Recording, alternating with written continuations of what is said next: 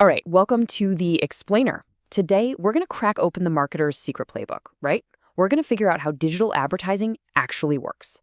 So, let's start with something I know you've experienced. You look at a product one time, right? Maybe it's a pair of sneakers or some new tech gadget, and then boom, suddenly it's following you everywhere you go online. It's on your social feed, it's on the news sites, it's just everywhere. Now, you might think that's just a weird coincidence, but it's not. Not at all. It is a very deliberate strategy. I mean, think about it. Brands are all fighting for your attention in this super noisy online world. And to win, they've got a playbook. So let's go ahead and dive into page one. Okay, so the first part of any good playbook is knowing the tools of the trade.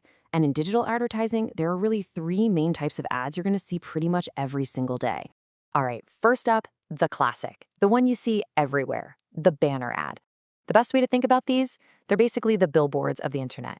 You know them, those rectangular ads at the top, the bottom, or on the sides of a website.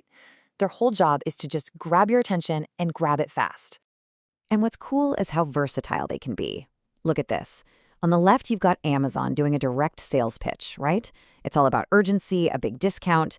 But then on the right, Nike's using the exact same format for something totally different, a really slick brand statement about a new arrival. So one is all about getting you to buy now, and the other is about building up that cool Nike vibe.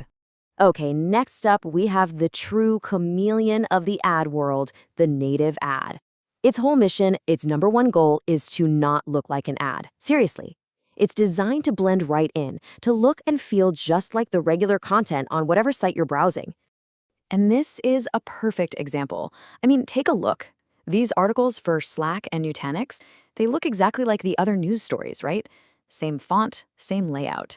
Now, they do have that little sponsored tag, but the idea here is to be way less jarring, to maybe teach you something, and at the end of the day, build a little bit of trust.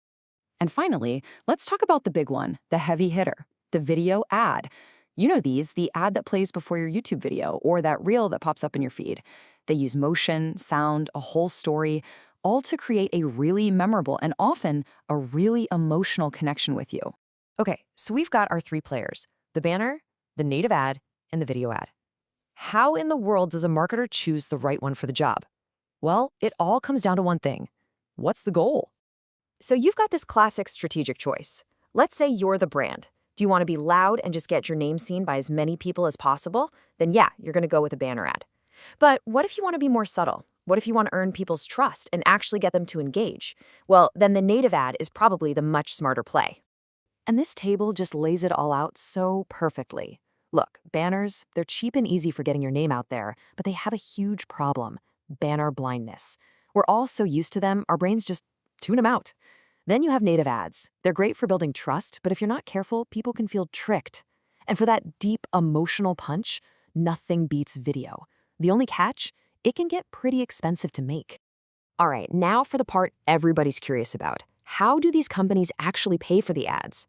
Let's follow the money. It really breaks down into three basic models. Okay, model number one is all about one thing, eyeballs. Just getting people to see the ad.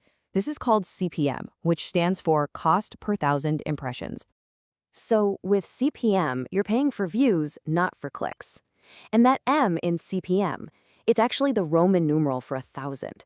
So just stick with that highway billboard analogy. You're paying a flat rate for every 1,000 people who see your ad, whether they do anything about it or not. So to put a number on it, a giant brand like Coca-Cola might pay, say, $5,000 to get their ad seen 1,000,000 times on a big news website. And you might ask, why would they do that? Well, their goal isn't to get you to click and buy a Coke right then. It's all about visibility, just keeping that iconic red and white logo fresh in your mind. But wait a minute. What if you're thinking, I don't want to pay for people who just ignore my ad. I only want to pay if someone's actually interested. Well, that's where our next model, CPC, comes in. Yeah, CPC, or cost per click. The logic here is incredibly simple. If nobody clicks, you don't pay a dime. It's kind of like a toll booth. You're only paying when you successfully bring someone off the big internet highway and onto your personal digital doorstep. And you can see why this is so popular, especially for smaller businesses. You're only paying for actual active interest. Okay, so that brings us to our final model. This is the most results-driven of them all. It's called CPA, And it's all about paying for a very specific action.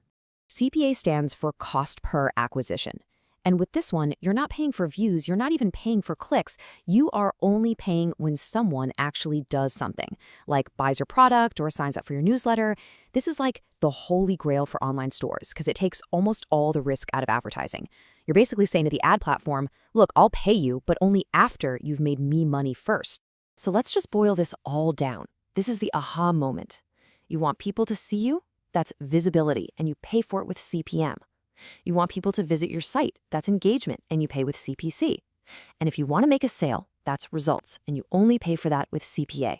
See? Simple. And there you have it. That's the playbook. You know the ad types, you know the strategy behind them, and now you even know how companies pay for them.